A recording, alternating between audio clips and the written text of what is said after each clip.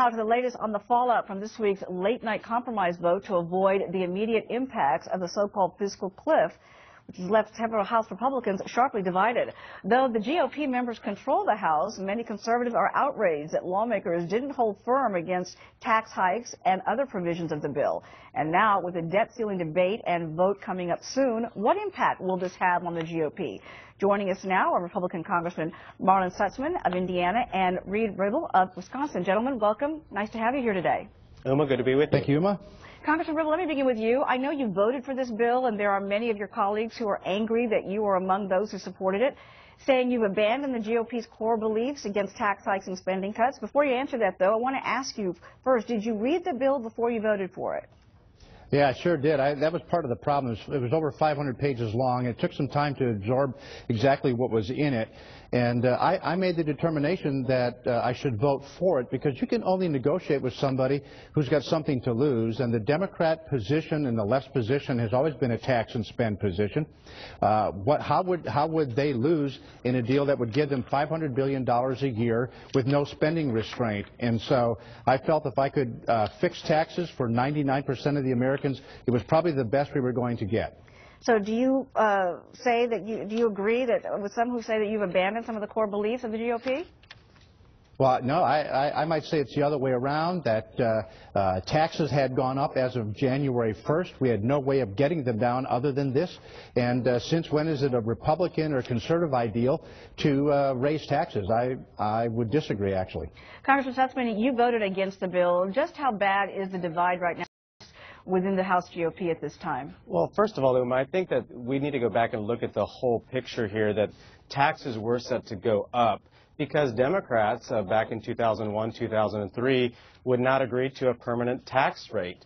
Then in 2010, during the lame duck session, we again had the expiration come at us.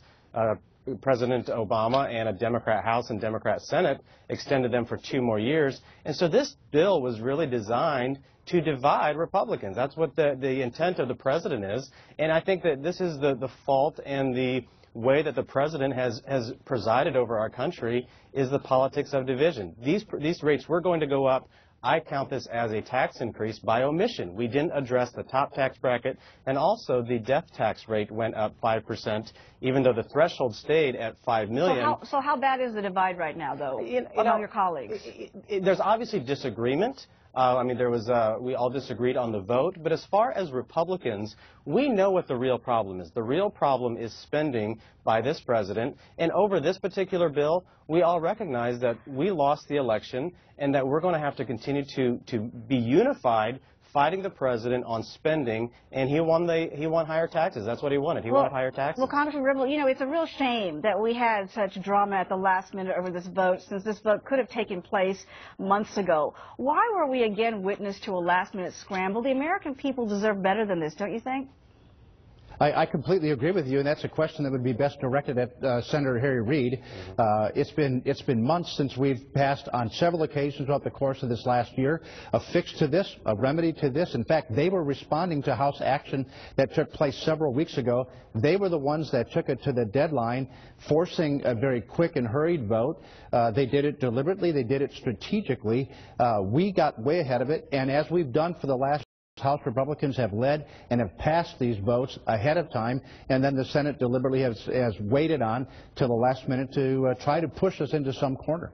Congressman Stutzman, Representative Boehner is saying that the real fight will now be with the debt ceiling debate. He feels the GOP has leverage here, but what evidence do you really have that you do have the leverage when this president doesn't appear to be interested in making any compromises? The Democrats got away this week without agreeing to making any spending cuts this week. You know, going back to what Congressman Ribble said, Senator Reid walked this right up to the end. I mean, that was his strategy, and now they won on the higher taxes by letting taxes go up.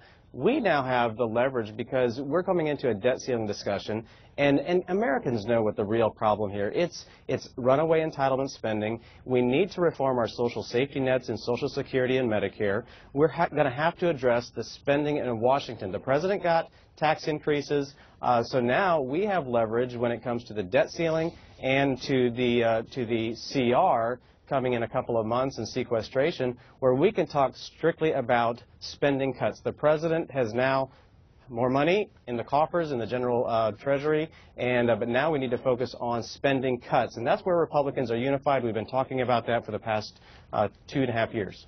Well, we've got another big debate coming up in just a short time over the debt ceiling. Gentlemen, I thank you so much for joining us. We're going to keep close watch on it. Thanks, Uma. Good to be with you. Good to be with you.